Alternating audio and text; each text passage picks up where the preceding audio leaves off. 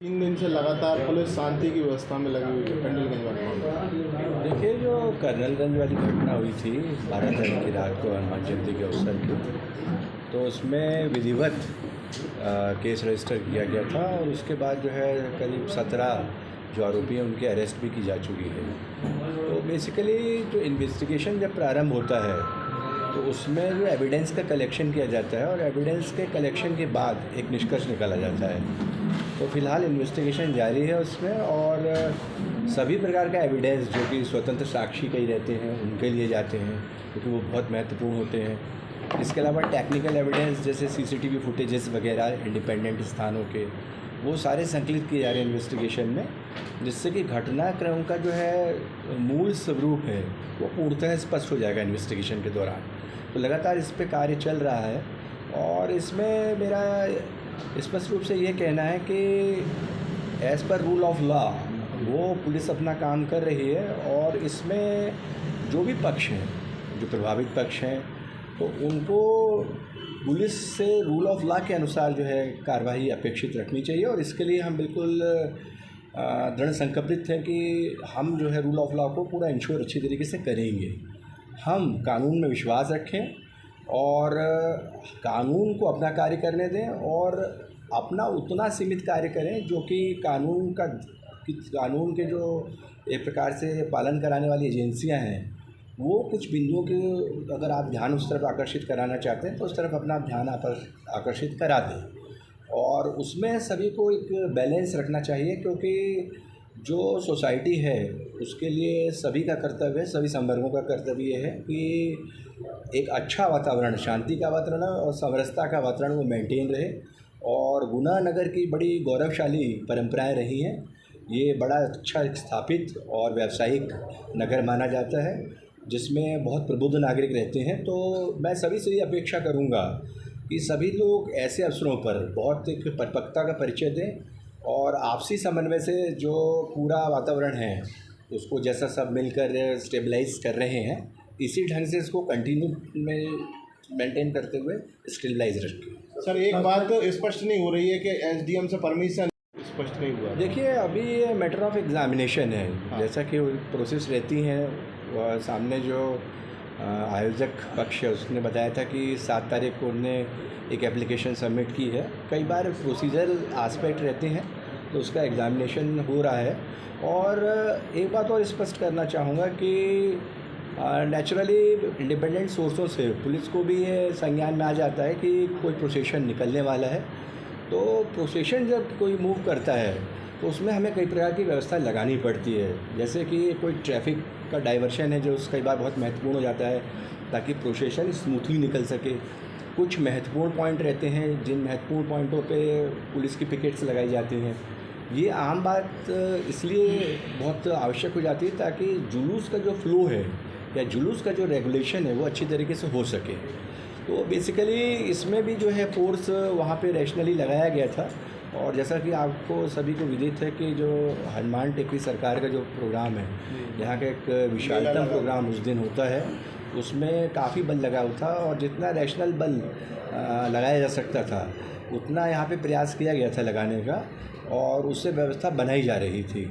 और इसमें मेरा एक कहना और भी है कि कई बार जब इस प्रकार के जो प्रोसेशंस निकलते हैं तो उसमें आपस में भी जो अलग अलग संवर्ग हैं या समुदाय हैं उनके बीच इस प्रकार की अंडरस्टैंडिंग बन जाती है कि वो अपने अपने रिचुअल्स इस प्रकार से कर सकें कि सभी सुविधाजनक ढंग से अपने अपने रिचुअल्स कर लें, और सभी सेलिब्रेशन अपने अपने जो त्योहारों का है या फिर किसी शोभा यात्रा का है उसको अच्छे ढंग से कर लें। तो ये सारे एस्पेक्ट जो है सभी को मिलकर ध्यान रखना चाहिए, और तब कभी भी इस प्रकार की परिस्थितियाँ निर्मित नहीं होंगी। और ख़ासकर गुना जैसे नगर में जहाँ इतने प्रबुद्ध नागरिक हैं और हमेशा जो है बड़ी सामाजिक जो है समरसता रही यहाँ पे, और अच्छा सौहार्दपूर्ण वातावरण रहा है, वहाँ पे मैं ऐसा एक्सपेक्ट और करता हूँ कि आपसी समन्वय बहुत अच्छा बनाया जा सकता है, जिसमें हम जिला प्रशासन, जिसमें हमारे एग्जीक्यूटिव मजिस्ट्रेट साहबान, हमारे पुलिस अधिकारी, सबका सहयोग जो है व्यवस्था बनाने में रहेगा हमेशा। कितनी एफआईआर हो चुकी के सत्तावन उठ पर सर मुस्लिम परिवार के घर पर ये खतरा हुआ। करीब आधी टोली वहाँ पर ईंटें नजर आई, और रात को 1:30 बजे महिला मुस्लिम महिला कोतवाली पुलिस है, उसमें क्या कार्रवाई की गई है? देखिए, इसमें बहुत स्पष्ट करना चाहूँगा मैं कि रूल ऑफ लॉ पूरी तरीके से इंश्योर किया जाएगा और किसी के साथ भी कोई कॉग्निटिबल ऑफेंस इस प्रकार का घटनाक्रम हुआ है जिसका संज्ञान पुलिस को लेना चाहिए, उसका संज्ञान बिल्कुल लिया जा रहा है और उस पर जो विधि सम्मत कार्रवाई पूरी इंश्योर की जाएगी। सर ये ड्रोन से सर जो कैमरे का ड्रोन से जो वीडियो किया है, ईंटें मिली, पत्थर मिले घरों पे, और 2009 में भी घटना ऐसे हुई थी और 13 में भी घटना हुई और फिर 20 में घटना हुई। ये घटना 3 बार हो चुकी है, तो क्या उस पर कोई कार्रवाई नहीं हुई सर अभी तक? जो पत्थर मिले उनको छतों पे, ईंटों पे। ये मैंने कहा ना, अभी इन्वेस्टिगेशन जारी है और इन्वेस्टिगेशन के दौरान हम बहुत से जो प्रोसेस रहते हैं टेक्निकल और बहुत से ऐसे एविडेंसेस रहते हैं जो कि स्वतंत्र साक्ष्यों के रहते हैं जिनको काफ़ी एस्पेक्ट्स का संज्ञान रहता है और हमारा एक इंटेलिजेंस सिस्टम भी है, तो सब जो है क्यूमुलेटिवली इसका पूरा एनालिसिस कर रहे हैं और इन्वेस्टिगेशन के दौरान ये सारे तथ्य इस्टेब्लिश कर लेंगे कि घटना का मूल कारण क्या रहा है। सर कितनी गिरफ्तारी हुई है और बीजेपी के जो पार्षद है उस पर भी आरोप लगे और शायद कोतवाली में शायद उसके खिलाफ कि जो लोग घायल हुए हैं या जिनके घर किसी के प्रकार से किसी प्रकार की स्टोन पेल्टिंग से प्रभावित हुए हैं, वो लोग यदि रिपोर्ट करते हैं तो निश्चित रूप से उस पर कार्रवाई इंश्योर की जा रही है और उस पर जो FIRs हैं जिन व्यक्तियों के बारे में बताया जाता है उसमें रैशनली हम FIR करेंगे और यदि कोई ऐसा हमको प्रकरण मिलता है जिसमें हमें ऐसा लगता है कि इसको जांच में रखा जाना चाहिए, क्योंकि जो नया BNSS हमारा जो कानून आया है उसमें ऐसा प्रावधान है कि मतलब सेक्शन 173 BNSS के तहत हम किसी ऐसे मुद्दे को जो हमको लग रहा है एग्जीक्यूटेड फॉर्म में है या यहाँ जांच की जा सकती है उस परिधि में है जो 173 BNSS में निर्धारित है, तो वहाँ हम मैटर की जांच भी कराएंगे। सर गिरफ्तारी कितनी हुई? जो एक्यूज्ड हैं उनको गिरफ्तार किया गया है, जो 12 तारीख का घटनाक्रम था शाम का उसमें। मुस्लिम बस्ती में भी पथराव हुआ है आज दोपहर में, मुस्लिम बस्ती है उसमें भी पथराव हुआ है, उसमें क्या?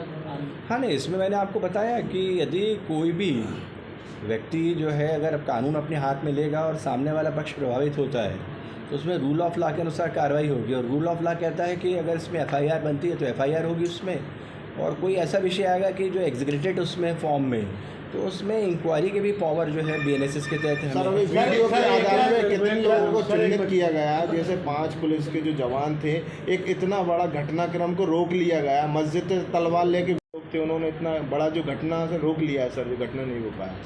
सर उसमें पुलिस पर भी अहकाम हुई है। एक मिनट सर, प्राय देखने आ रहा 12 तारीख की घटना है, 2 दिन तक शांति अमन रहा।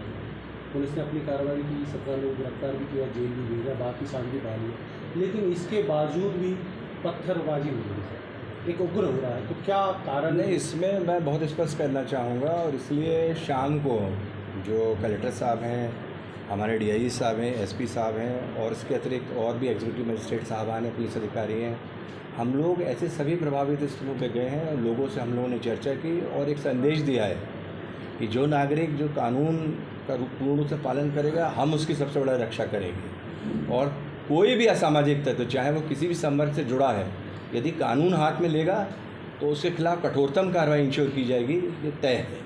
सर पुलिसकर्मी कितने घायल हुए हैं इस पूरे मैटर में?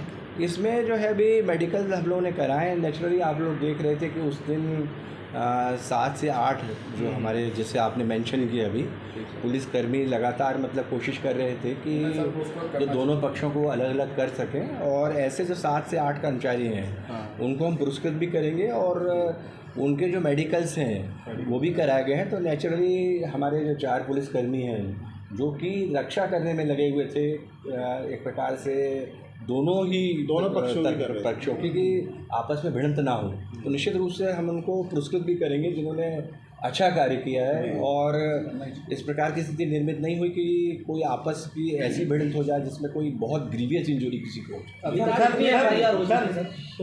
अभी इसमें FIRों का क्रम जारी है। इसमें कल रात को 2 FIR हुई हैं और 2 FIR अभी अंडर प्रोसेस। सर ये पहले से ही सुनिश्चित था कि मस्जिद के अंदर से पथराव होता है, तलवार निकाले जाते हैं, डंडे निकाले जाते हैं। आखिरकार सवाल ये खड़ा होता है कि ये क्या पहले से लोगों ने सुनिश्चित कर दिया है कि हमला करना है? एक सोशल मीडिया पे वीडियो भी वायरल हुआ। देखिए, ये जो आप कह रहे हैं तो ये किसी कॉन्स्पिरेसी के अंतर्गत होता है, लेकिन कॉन्स्पिरेसी को इस्टेब्लिश करना पड़ता है। और अभी जैसा मैंने बताया आपको, परसों अपराध कायम हुआ है, इन्वेस्टिगेशन प्रारंभ हो चुका है, ओरल साक्ष्य भी ली जाएगी, स्वतंत्र साक्ष्य भी लोगों की ली जाएगी। इसके अतिरिक्त जो है टेक्निकल जो है साक्ष्य ली जाएगी और इंटेलिजेंस एजेंसियां हैं उनसे भी हम इनपुट लेंगे और फिर कुल मिला के तब उस स्थिति में क्लियर करा जा सकता है कि क्या कोई क्रिमिनल कॉन्स्पिरेसी इसमें थी या नहीं। सर आने वाले जो प्रतिबंध क्या लगाए हैं, सब प्रतिबंध क्या लगाए गए हैं अभी इस सबको दृष्टिगत रखते हुए सोशल मीडिया वगैरह को कोई प्रतिबंध लगाए गए हैं? 144 लगाया गया है सोशल मीडिया। सर इसके अलावा सर आने वाले समय में शांति बनी रहे, इसके क्या करना चाहिए? आने वाले समय में शांति बनाए रखी जा सके, इसके लिए हम ऐसे तत्वों को चिन्हित कर रहे हैं जो कि इस प्रकार के मौक़ों पर कई बार एग्रेसिव रुख अपनाते हैं। उनके खिलाफ स्ट्रांग प्रतिबंधात्मक कार्रवाई करके उनको जो है बाउंड ओवर कराया जाएगा ताकि वो आगे शांति बनाए रखें और किसी प्रकार की ऐसी कोई घटनाएं कारित नहीं करें जिससे समाज में अशांति उत्पन्न हो। इसके अलावा हमने ये भी स्पष्ट किया है कि एक हमेशा प्री एनालिसिस किया जाए जब हम इस प्रकार के जो प्रोसेशंस और जुलूस उसका प्रोग्राम्स देखते हैं तब उसमें हर पक्ष को बुला लिया जाए और उनसे चर्चा कर ली जाए। पहले सब मिलकर एक बार रूट देख लें, रूट में कोई ऐसी इंपॉर्टेंट रिलीजियस प्लेसेस तो नहीं है उसको देख लिया जाए। इसके अलावा ये भी देख लिया जाए कि रूट में कहीं कंजेशन तो नहीं है, रूट में मूवमेंट से कहीं आम जनता के लिए ट्रैफिक में असुविधा तो उत्पन्न नहीं होती है, उसका भी अच्छी तरीके से एग्जामिनेशन कर लिया जाए। तो उसमें मैंने बताया है कि हमेशा एक मीटिंग बुला ली जाए, अगर इस प्रकार के प्रोसेशंस निकलते हैं तो बैठक बुला ली जाए, तो उसमें सभी को एक क्लैरिटी रहती है और एक कमिटमेंट रहता है कि सब हमने आपस में मिलकर चर्चा की है, प्रशासन के सामने कमिटमेंट किए हैं।